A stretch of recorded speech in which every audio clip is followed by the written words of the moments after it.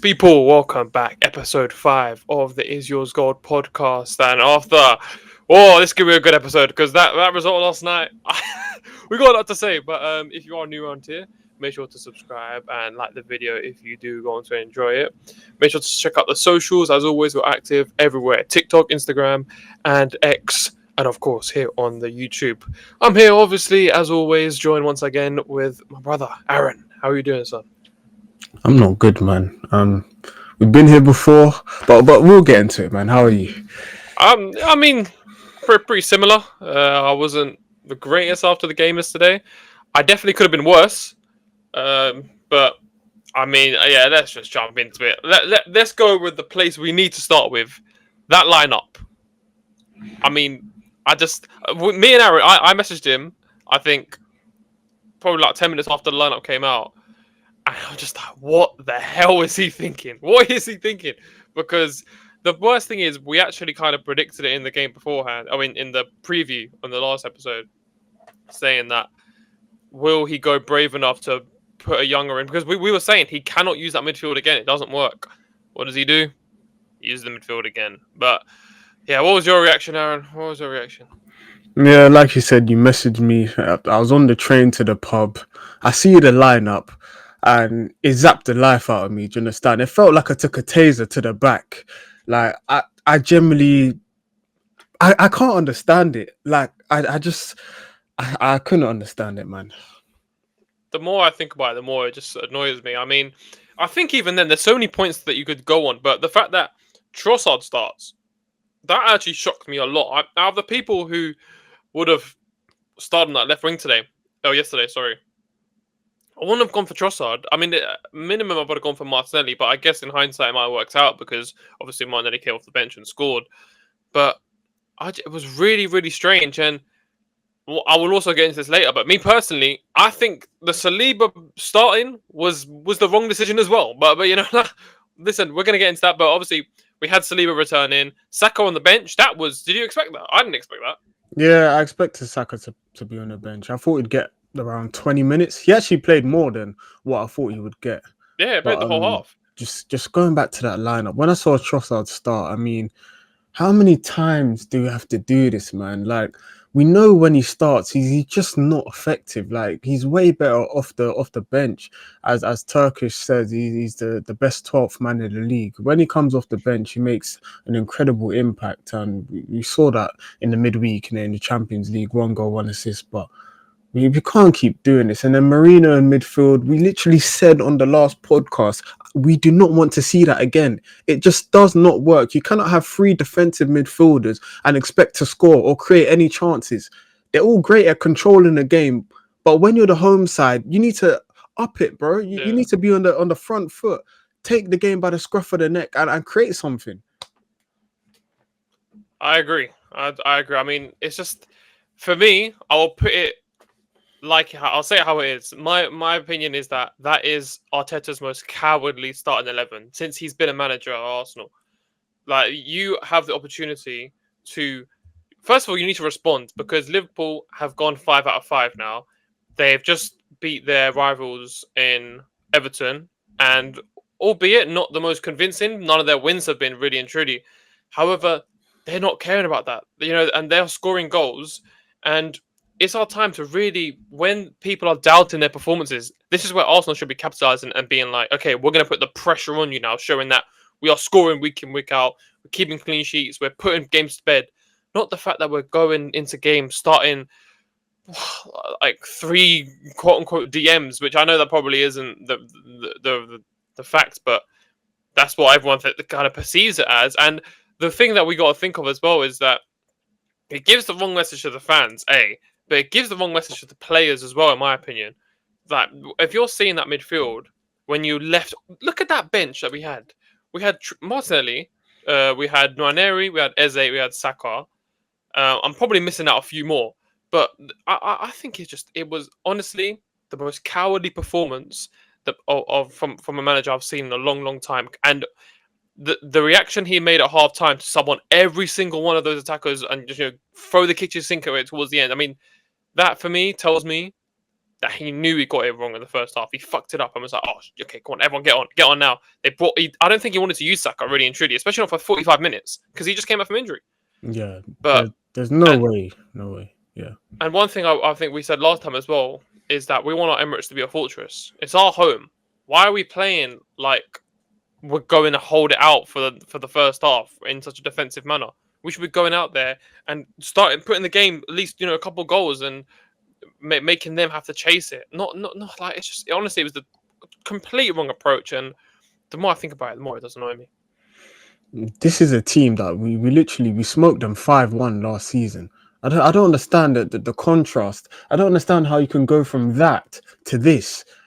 Like, how many times do I have to keep doing this? This manager, he's so stubborn. He keeps on persisting with things. I just can't stand. Against Liverpool, that same trio of midfield started, created absolute niche, lost the game by a moment of magic. Against Bilbao, created absolutely nothing. Trossard, Martinelli bailing us out again. And again, yesterday, created absolutely nothing. Martinelli bailing us out again. And then he has the cheek after the game to say, well, nobody was complaining when he started that midfield three against Bilbao.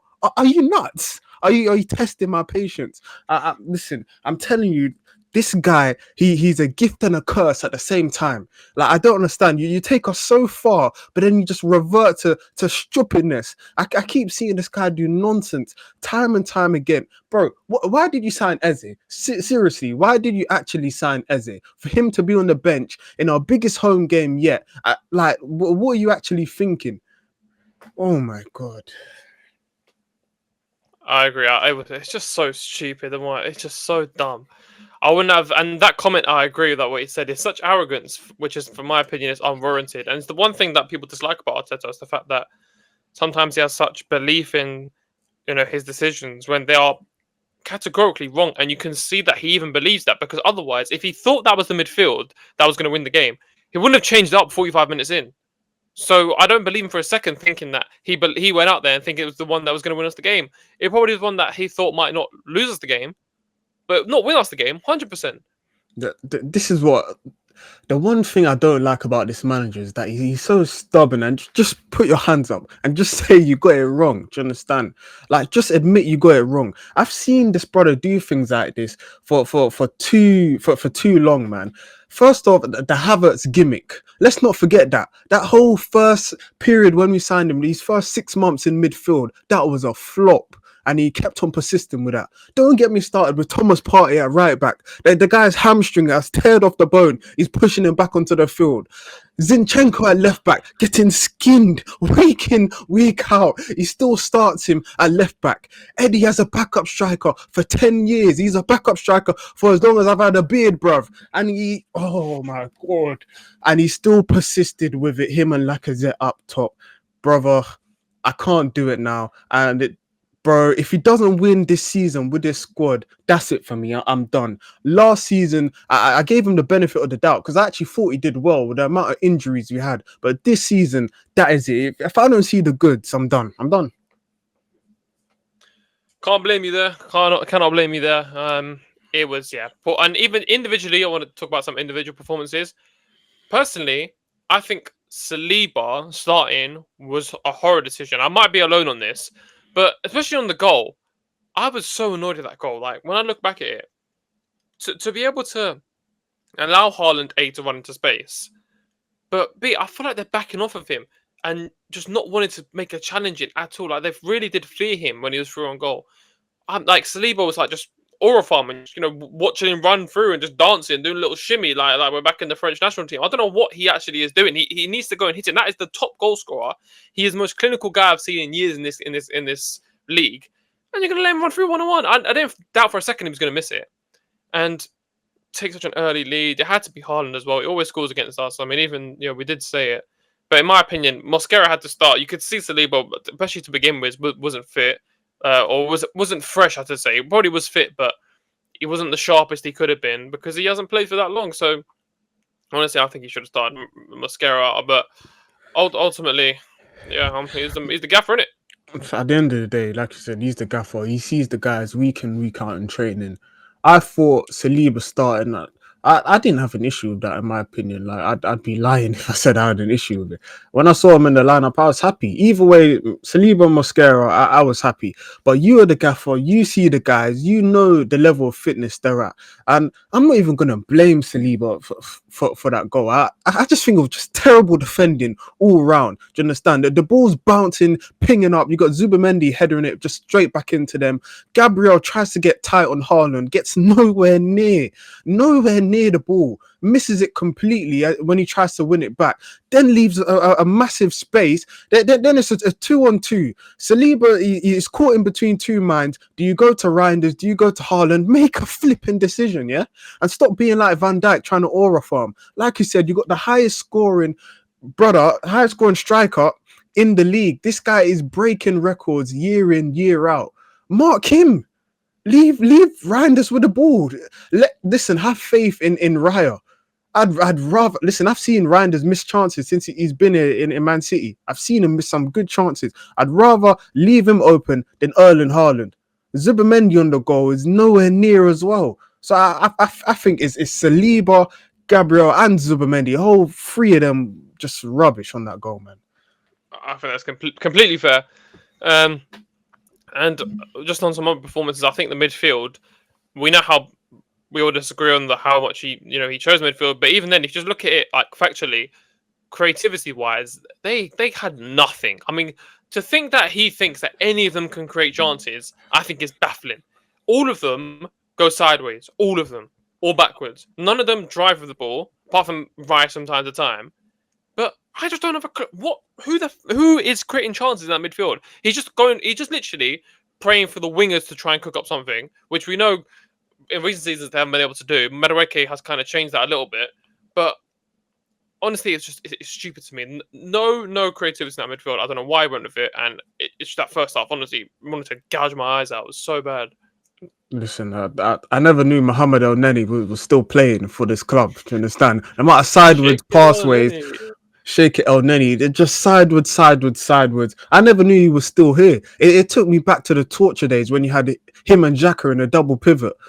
Honestly, I was losing my mind. Just that first half, I was losing my mind. Do you understand? Madueke was the best player in that half. The only threat. And what does he do? As soon as the second half starts, Madueke is off the pitch. You can't write it. I'm convinced he's trying to troll me. I'm taking this personal. I don't even care anymore. Oh yeah, and if he wanted to play that way and he wanted our midfield to, have that kind of passes, and he should have just like you say, he should have kept Doneni, he should have kept Lokonga, he should have kept might as well get Nuno Tavares in there. I mean, I don't know why the hell we assigned all of these amazing players for 70 million to Mendy and I don't know Rice 100 million just to play them all and make them do roles that they quite clearly are not capable of doing. And it's the reason why I think they looked lost out there yesterday, and it's going to make our players just look bad. When we signed Mikel Merino, and by the way, listen, I don't know why people are giving Merino a stick. It's not his fault, do you understand? It's the system. We know what he is. When we signed him as a defensive midfielder who wins duels, do you understand? And he just so happens to have a great ball striking ability, and he can play up front, from time to time. He is not a creative midfielder. There's not one creative gene, one creative bone, one creative, I don't know, trait in the guy's body. Please, as fans, we can see that. So why can't you, who is a former professional, former captain of the club, an experienced Spanish international, why can you not see that? I don't understand. What annoys me is, the guy is literally a midfielder. Arteta played as a midfielder in all his career. How the fuck can he not understand the dynamics of midfield? Like, it baffles me. Just doesn't make any sense. And I'm seeing comments like, even, gyokeres, people saying he was missing and stuff. Do you think... I don't think it's his fault. What did he have to do? Like, he didn't have any... I don't think he had a shot yesterday. I don't think so. Unless I might be missing something. Yeah, he was missing, right? Anyone who says that, you just don't watch football. You clearly don't know anything about football. Listen, strikers rely on service. The only type of strikers that don't rely on service are the guys that drop into midfield, the false nine, and they pick up the ball themselves. He is a poacher, a guy who he will run in behind. That is his bread and butter. He makes runs in behind. He made countless good runs yesterday, by the way, as well. The ball is never coming to him. So I don't know what you want the guy to do. It's very similar as Erling Haaland. He needs service. That's it. It's simple. And that's what baffles me, because you see when Eze come on, that ball in behind from Martinelli. By the way, what a pinch that is! It was so, and also Martinelli's finish. We spoke about last week or the week before on the pod. Was he and is he our best finisher? I think I'm going to reiterate it now. That guy is different class when he's not put as a touchline winger, because surely Arteta now needs to know his players' qualities. He's worked with them for so long. That guy, every time he's through that middle, he is cash money. He is so good in that middle. He does what he needs to do. He finishes. He's clinical, and that is such a hard thing to dink Donnarumma, who is 6'7". I mean, the guy's huge. It was unreal, and the way he took it, honestly, and what a ball from Eze. The pass was, bro. The pass was out of this world, and you see that on the pitch. And but why didn't you start him? Like you know what Eze can do. Why didn't you start him there? If your captain's out, Eze is the next in line. I don't want to hear no if buts, maybes, whatever. Eze is next in line. You can argue that he should be starting over the captain, but we've already discussed that. That's for another day. But come on, man, and the finish, bro. The finish was insane.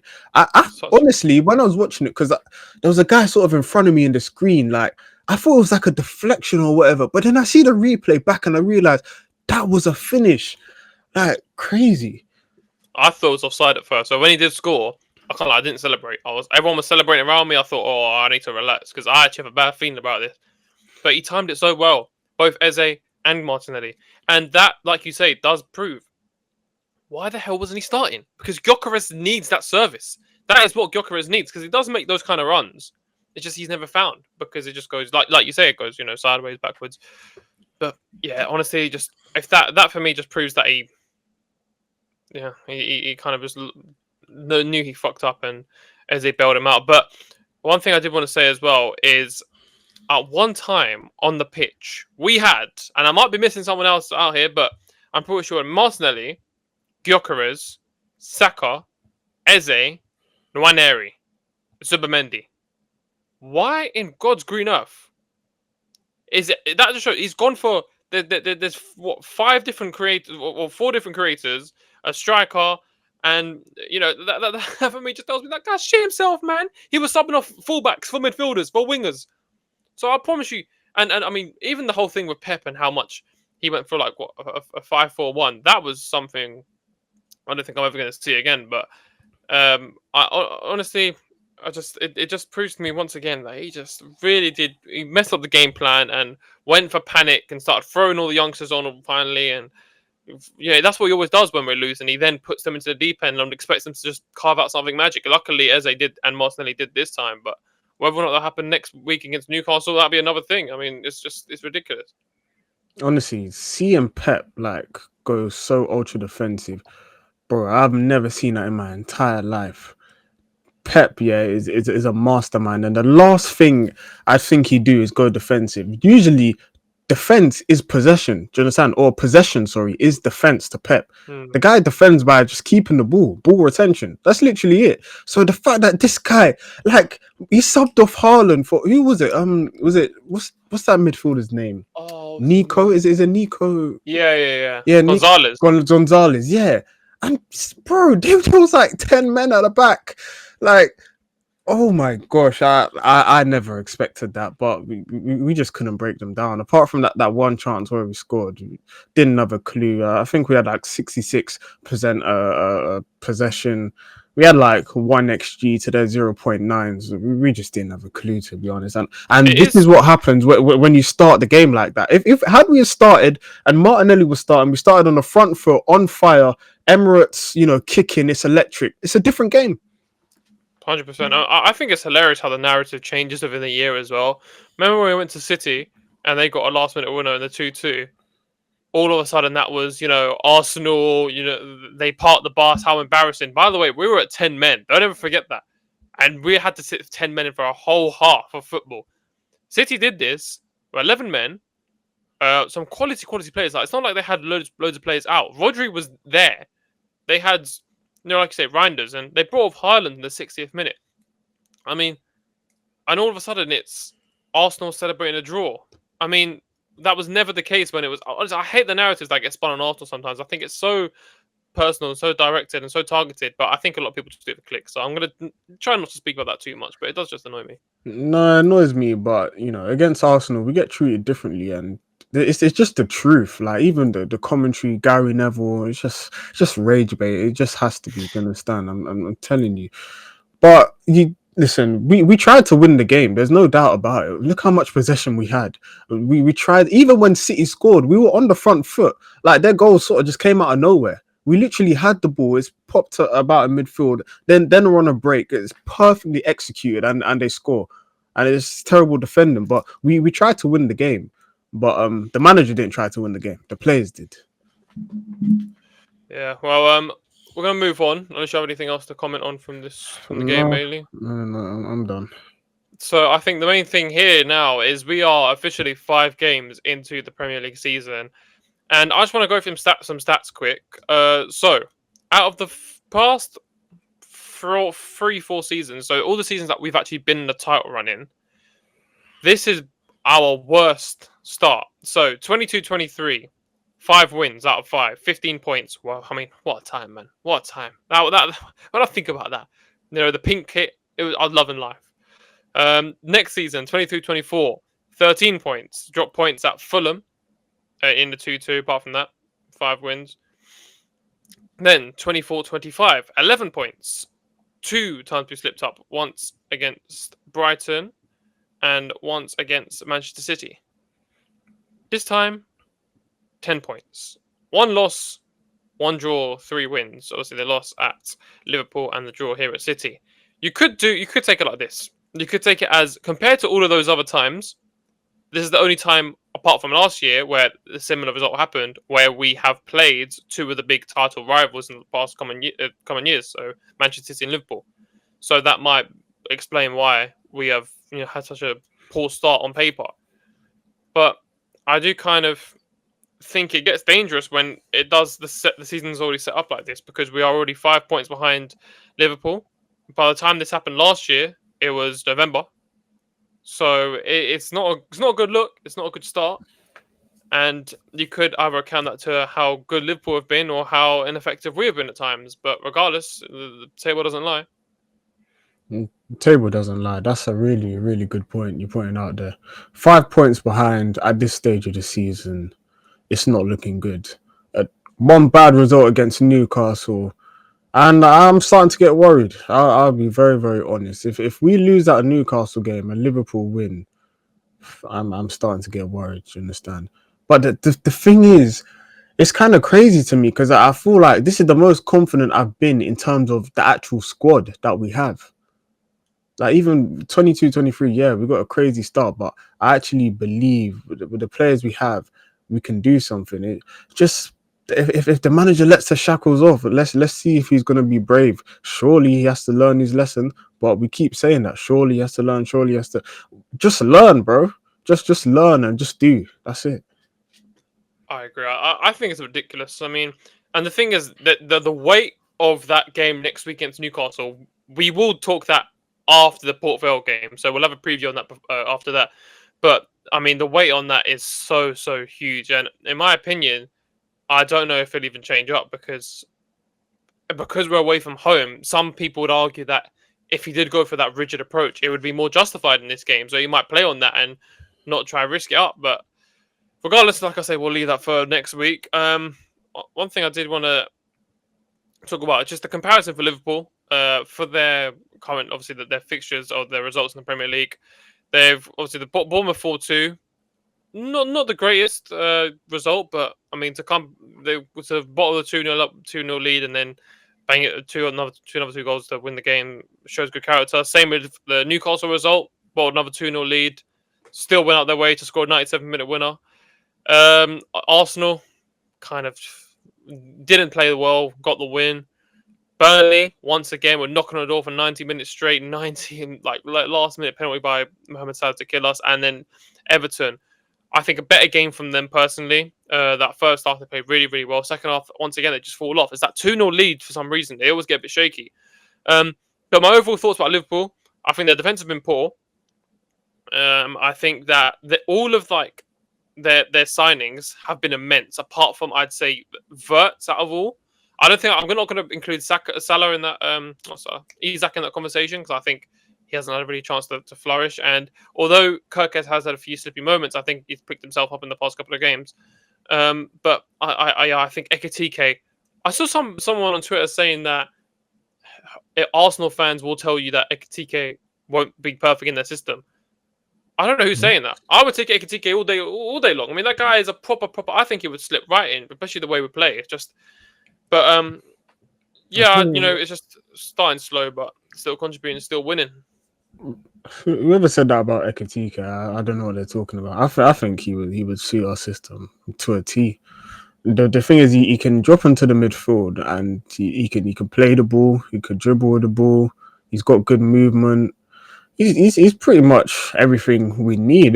The only sort of thing I was worried about Ekitike was like his XG. Like his XG going into the Premier League wasn't great. Like he was underperforming his XG. But I mean, so far Liverpool, he's been quite a decent finisher. So maybe he's improved that. We'll see at the end of the season. I don't know. He could turn out to be a Darwin Núñez, or he could turn out to be the man. Who knows? But I think he'd fit our system. But as for Liverpool, I'm not convinced defensively, and I won't be convinced. You understand? If they sign Mark Gahey, that's a different question for me. But I'm still not convinced. I think that they're one injury away from a crisis, especially that centre back. If Konate gets injured and that Gomez has to start, I'm not disrespecting Gomez, but listen, I've seen him put in some shaky performances.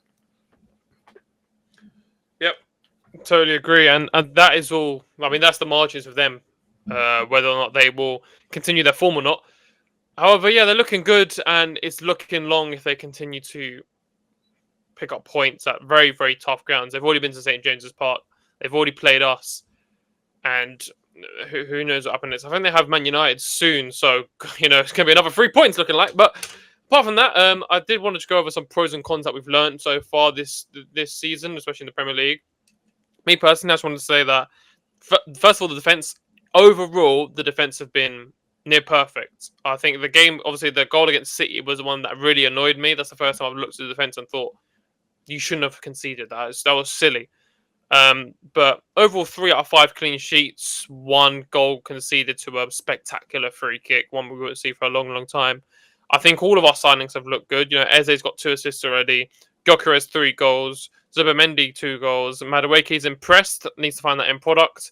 And I think Mosquera has arguably been our best signing based on his performances. And I just want to say also that I think the depth have really shone, and I think that they hopefully can continue to do that. Gabriel Martinelli scoring off the bench twice now. Same with Trossard off the bench and with an assist in the Champions League. And hopefully that others can do that and start to clock on. Like, if Nwaneri gets on a bit more, and obviously if Saka comes into the lineup, hopefully Madueke can keep up his form and try to get some more impact off the bench. But overall, yeah, those are my main positives, really and truly. I think it's been some good things to take so far. Yeah, I like that. In terms of positives, I'd say the squad depth, like you said, the signings. I think for me, Mosquera and Madueke have been the 2 signings that have stood out to me. I feel like they've been slightly a level above the rest. And I'd say the attitude from the players. I think the players have shown good attitude. Late winner in Bilbao, coming back against City. I'm impressed with how we've gone into games. The attitude, just not quite the performances yet for me. I can respect that.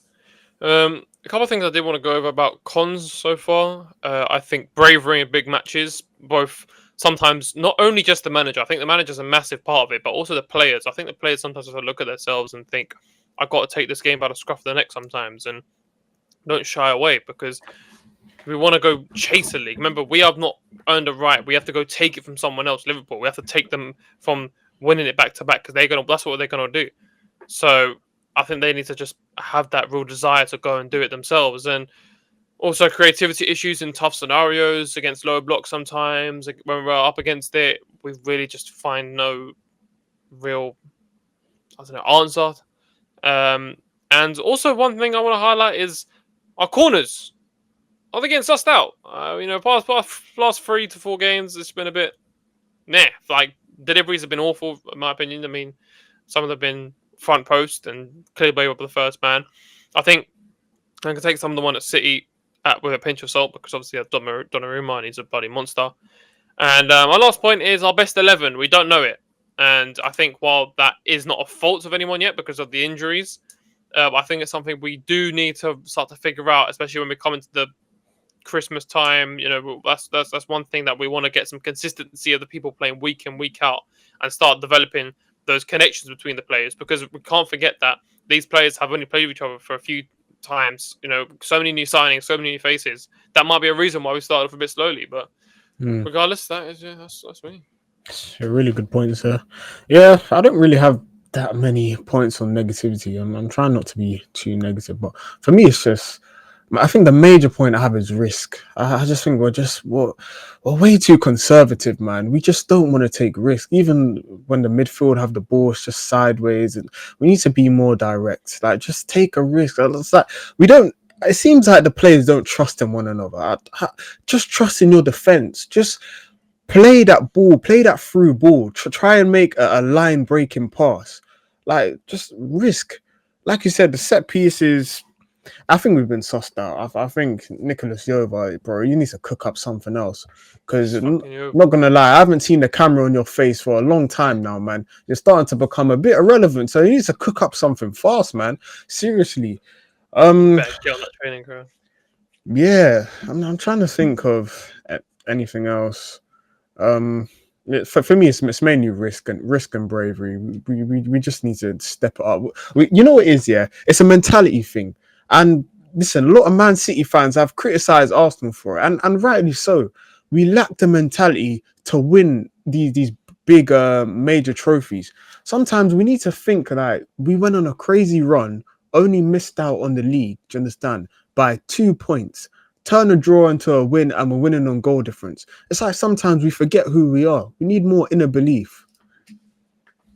That's a good point, actually. Yeah, that's true. And I think, yeah, like you say, it does stem from the players. I don't want to blame it all on the manager. I think he has a lot to take this week, and rightly so. I think he was the main common denominator of why we didn't win that game. We should be winning that game. We should be dispatching our rivals at home, no matter what. It's our home. But yeah, as an overall, and I do think the players need to have more belief in themselves. I agree with that. Apart from that, if you're all good, we can go into the preview. Yeah. So, Port Vale in the Carabao Cup. Now, the last time we played Port Vale, get ready for this, 1998. Beat them on penalties, so a long time ago. Bergkamp scored in that game.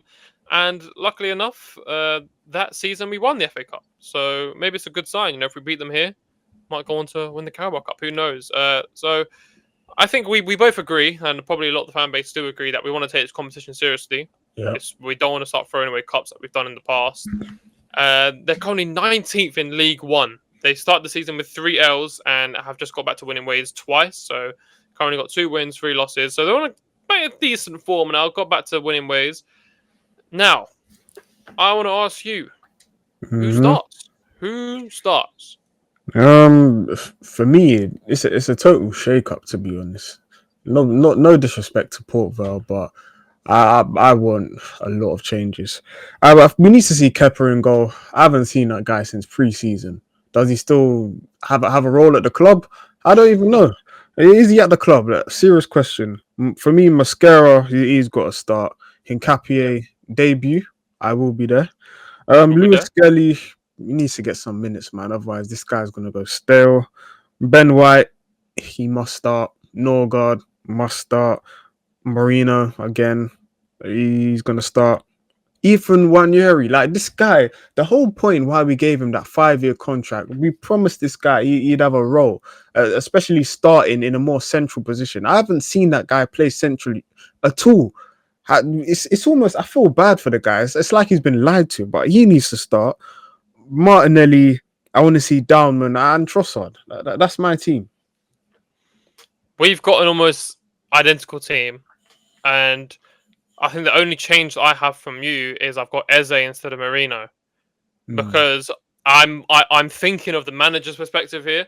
I think he's going to try rest everyone that's going to start against Newcastle, and in my opinion, much as I hate to say it once again, he's going to start Marino at midfield. Like I'll be very very surprised if if he doesn't go with the same midfield, and yeah, I mean that will tell us all. If we go into Wednesday and we see that Marino's on the bench, I promise you he's going to St. James's Park. He's going to be there with the YI mans, with fucking Bruno Guimaraes and all them bastards. They're going to be up there winning the headers. He's going to be there.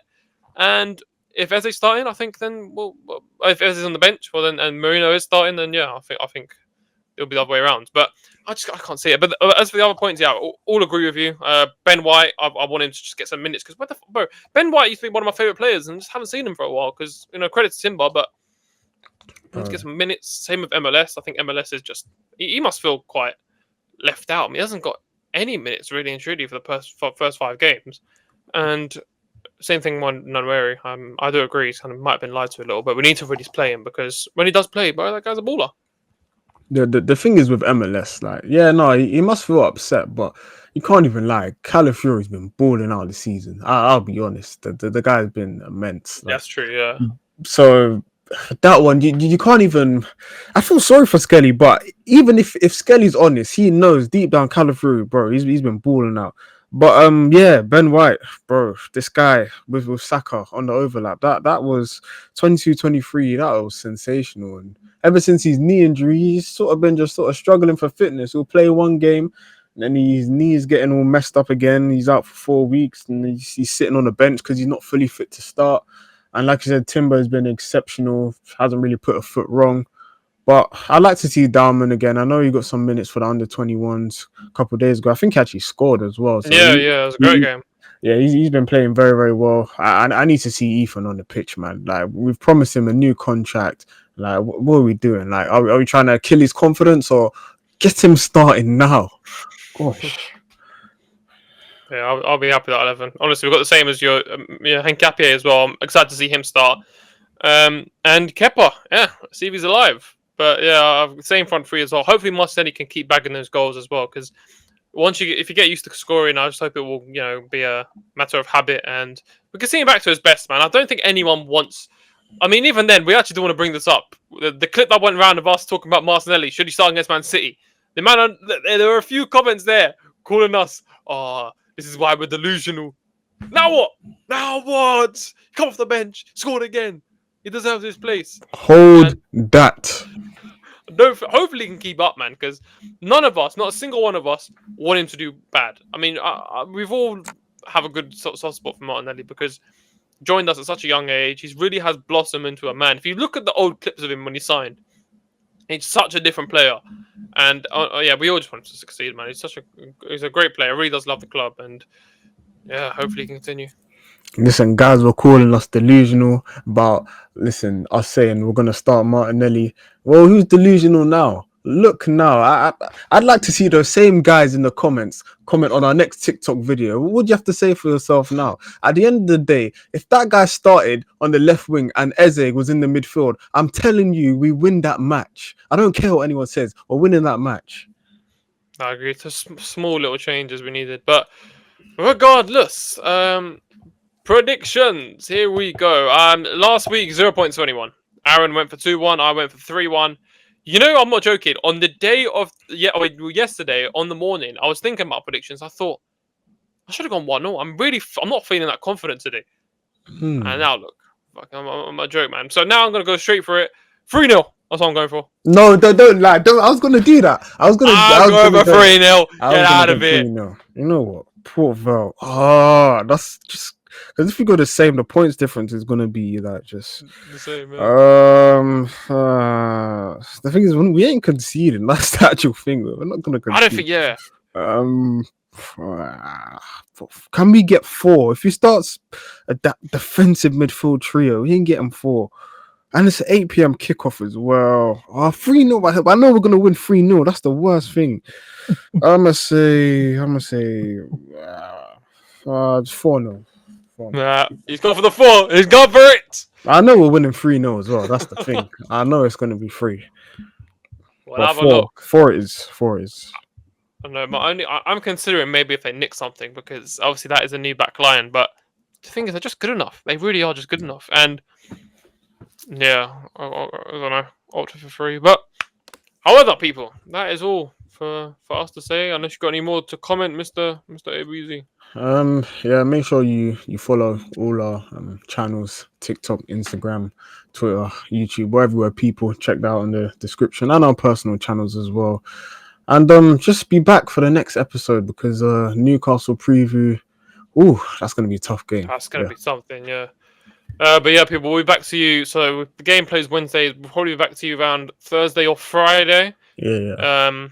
So depending on when we can get the video up, but yeah, people, like I say, thank you. We've got some great support on the podcast recently. Gaining some subs on the YouTube, the TikToks and the shorts have been doing really well on the reels. So really appreciate anything you guys can do. Keep supporting. Like Aaron says, make sure to check our individual channels as well.